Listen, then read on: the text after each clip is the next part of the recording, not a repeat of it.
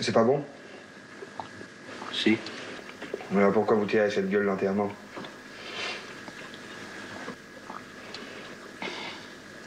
Vous êtes barbouillé? Non, je pense à quelqu'un. À qui? Bonjour. Les making-of, c'est assez magique et rigolo, mais ça n'explique pas vraiment comment tout ça est réalisé. Beaucoup d'entre vous me posent des questions assez précises. Alors j'ai décidé de réaliser une petite série où, sans rentrer dans les détails, je vais vous expliquer comment je fais mes petites vidéos. De la conception au montage, en passant par le tournage, le son ou différentes techniques d'effets spéciaux. J'ai retrouvé la musique d'une émission jeu des années 70 et je vais aussi en adopter le titre. Générique.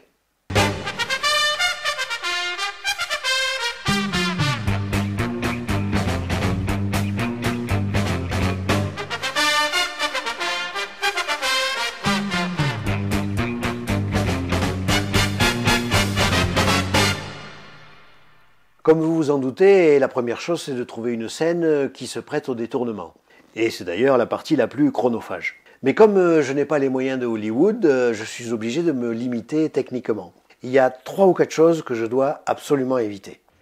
Les scènes où la caméra bouge beaucoup ou se déplace en travelling, car je ne peux pas reproduire le mouvement puisque ma caméra, à moi, est fixe. Ce plan, par exemple, je n'ai pas pu l'utiliser dans ma rencontre avec Alain Delon. Ça coûte combien cette merveille? Les scènes avec un fond qui bouge derrière le personnage. Avec la technique que je vais vous montrer tout à l'heure, si par exemple ici je voulais supprimer Depardieu, je supprimerais le personnage qui passe derrière, or il passe aussi derrière Yves Montand. Troisième difficulté ici, la main de Montand vient passer devant Depardieu. Si je prenais la place de Depardieu, c'est moi qui serais devant, et donc sa main serait coupée. Bon, dans certains cas je l'ai fait, et je vous montrerai comment dans la 3e vidéo. Et il y a aussi des scènes entièrement recouvertes de musique, parce que si je supprime les dialogues, je supprime aussi la musique. Il y a quelques cas où je m'en suis débrouillé, comme je vous le montrerai dans la vidéo à propos du son. Une fois la scène trouvée et scénarisée, je suis obligé de tout écrire, car il n'est évidemment pas question d'improviser. Chaque réplique doit être identifiée suivant la grosseur du plan, le raccord ou l'axe du regard. Ensuite, comme au cinéma, je fais un plan de travail. Pourquoi? Parce que je vais tourner ensemble tous les plans dont l'angle, la taille et la lumière sont identiques. Si bien que je ne tourne pas dans l'ordre. Et il faut faire attention à la continuité, puisque une réplique peut être tournée plusieurs heures avant ou après la précédente. Dans certains cas, je fais même un plan de la scène, comme ici pour les Demoiselles de Rochefort, pour que ma position reste cohérente par rapport au personnage. Voilà, et bien maintenant on peut s'attaquer à la préparation des fonds, c'est-à-dire à la suppression des personnages. Alors, le principe va être de choisir une image dans la séquence et d'en faire une capture d'écran, c'est-à-dire une image fixe, comme une photo.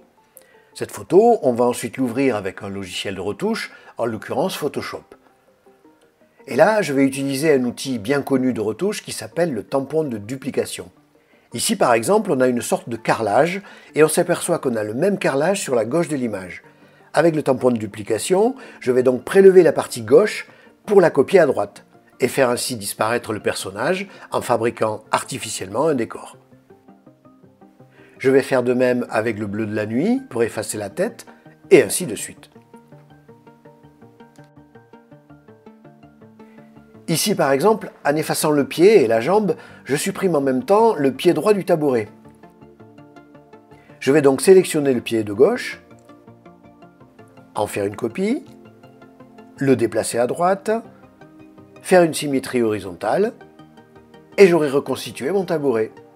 Évidemment, vous vous en doutez, tout ça est long et fastidieux, mais le but, c'est d'arriver à ça. Parfois, comme ici, c'est beaucoup plus facile.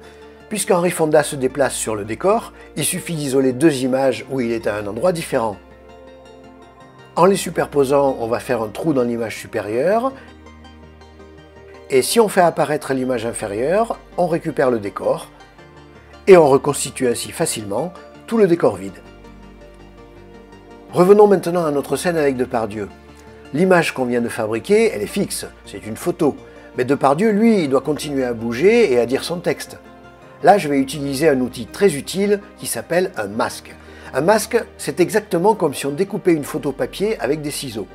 Je vais dessiner une forme qui va me faire littéralement un trou dans l'image, et derrière ce trou, je vais replacer l'image originale du film. Et voilà mon Depardieu qui parle à une chaise vide. C'est pas bon? Et bien maintenant le tournage. Il n'y a plus qu'à descendre dans les magnifiques studios du sous-sol.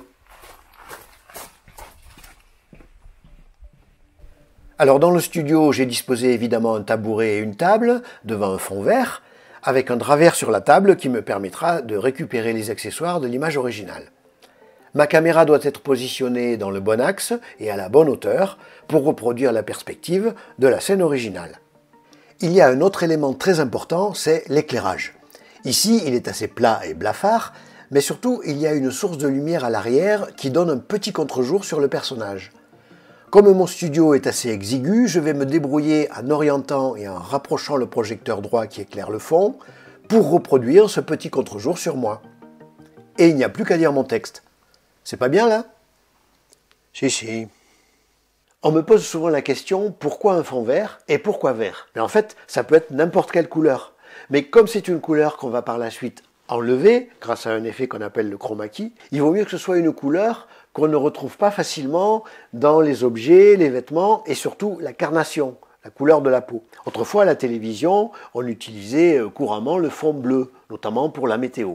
Aujourd'hui, on privilégie la couleur verte parce qu'elle est plus lumineuse et donc c'est plus facile à éclairer. Voilà mon plan importé dans Premiere Pro, le logiciel de montage.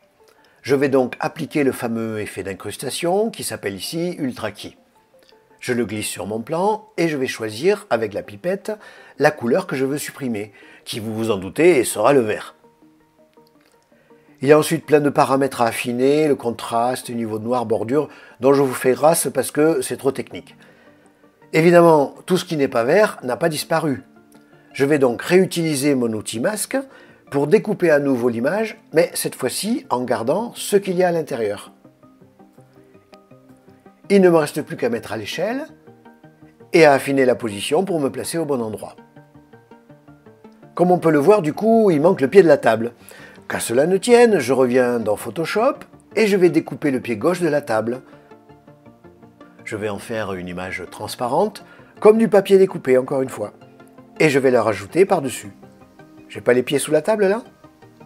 Si. Dernier réglage, mais crucial, l'étalonnage. On voit bien que je suis beaucoup trop clair. Je vais donc baisser l'exposition. Je vais refroidir la couleur parce que la scène est plutôt bleutée. Je vais même enlever un peu de saturation. Et pourquoi pas ajouter un peu de contraste. Et voilà. Vous êtes barbouillé? Non, je pense à quelqu'un. Ok. Alors tout ça, ça marche très bien quand on a des plans parfaitement fixes. Mais il est rare que les plans soient parfaitement fixes. Et ça bouge toujours un petit peu, il y a toujours des légers recadrages. Et à ce moment-là, il faut rajouter une technique. Regardez ce plan avec Catherine Deneuve. Il a l'air fixe, mais en fait, la caméra fait de légers recadrages. Vers le haut. Votre nom? Vers la droite. Vers la gauche. Gilles. Moi, en revanche, ma caméra ne bouge pas du tout puisqu'elle est posée sur un pied. Si j'intègre cette image telle qu'elle, je vais donner l'impression de flotter dans l'espace. On le voit bien ici avec la tasse. Regardez, elle décolle de la table. Ah, mon nom. Vous le connaissez pas. Elle recule, elle s'élève, elle redescend. Je vais donc utiliser un autre logiciel qui s'appelle After Effects et qui dispose d'un outil qu'on appelle le tracking ou le suivi de mouvement. Si j'active ce suivi, un point de suivi apparaît. Ce point, je vais le placer sur un élément de l'image, ici par exemple sur ce petit reflet sur le verre qui est juste au milieu de l'image. Je lance l'analyse du plan et le logiciel va suivre ce point et en tracer la trajectoire. Cette trajectoire sera stockée dans un élément spécifique transparent qu'on ne verra pas et il me suffira ensuite de relier mon image à cet élément pour que ce mouvement soit exactement appliqué à mon tournage. Ah, mon nom, vous ne le connaissez pas. Alors, Christian Barthès. Et cette fois, la tasse reste bien posée sur la table. Je peux vous demander votre nom? Ah, mon nom, vous ne le connaissez pas. Alors, Christian Barthès. Bon, juste pour info, voilà ce que je vois moi quand je parle à Catherine Deneuve. Voilà, j'espère que ça vous a plu et que vous avez appris plein de choses. Je vous donne rendez-vous pour la prochaine vidéo où je vous parlerai de la gestion du son et vous allez voir que c'est pas le plus facile. À la prochaine.